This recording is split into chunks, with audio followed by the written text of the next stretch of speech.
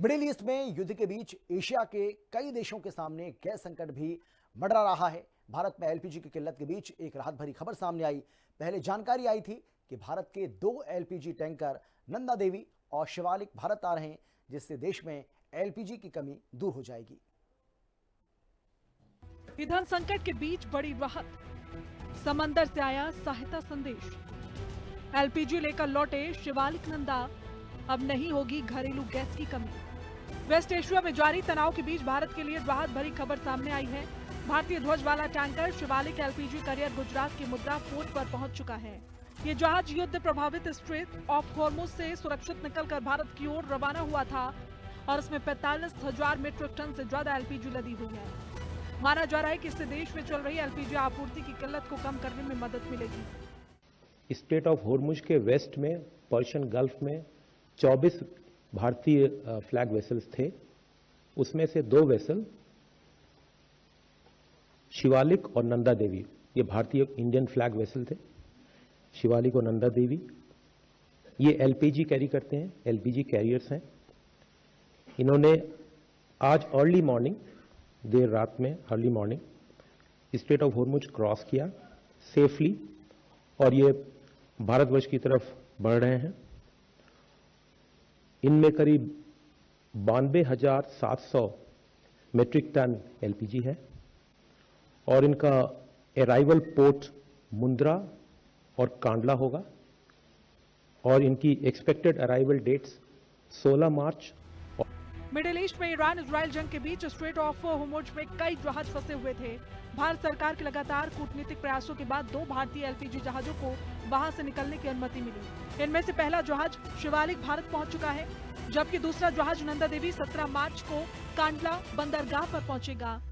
सरकार ने बताया कि क्षेत्र में मौजूद भारतीय जहाजों और नाविकों की सुरक्षा पर लगातार नजर रखी जा रही है और समुद्री व्यापार और ऊर्जा आपूर्ति को सुचारू बनाए रखने के लिए संबंधित मंत्रालय और एजेंसियां समन्वय कर रही हैं, लेकिन विपक्ष आपदा में अवसर तलाश रहा है।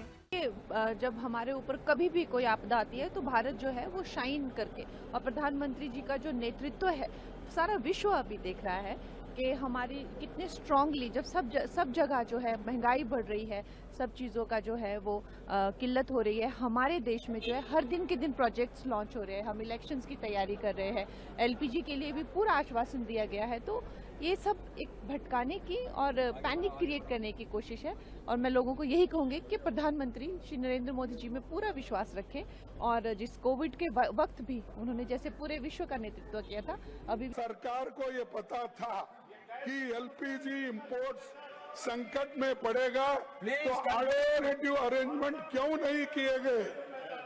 देश में कोऑर्डिनेटेड रिस्पांस और पब्लिक एंग्जाइटी का काम करने को अपोजिशन को भरोसे में क्यों नहीं लिया गया और काला बाजारी जमाखोरी को रोकने के लिए सरकार कोई कड़ा कदम क्यों नहीं उठाया रहे।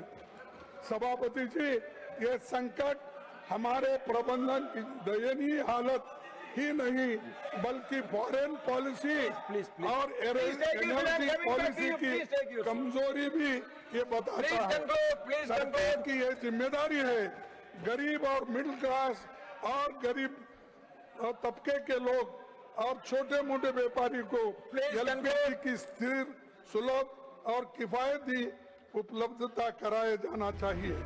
इसी बीच एक और भारतीय ध्वज वाला तेल टैंकर जगलाटकी भी संयुक्त अरब अमीरात के फुजैराह से लगभग 80,800 टन कच्चा तेल लेकर सुरक्षित भारत के लिए रवाना हुआ है।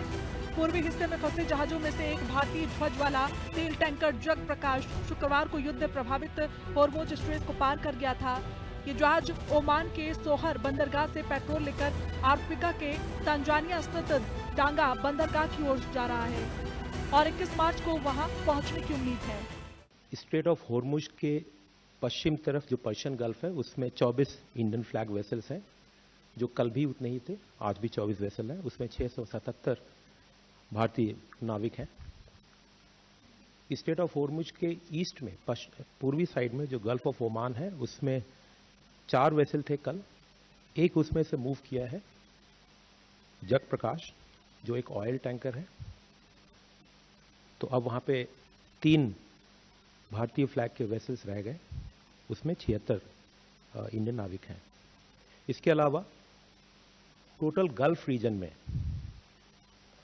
करीब 23,000 इंडियन नाविक हैं जो across merchant, harbour, offshore vessel वगैरह में काम कर रहे हैं और डीजी शिपिंग इन सभी से निरंतर तरीके से संपर्क बनाए हुए है।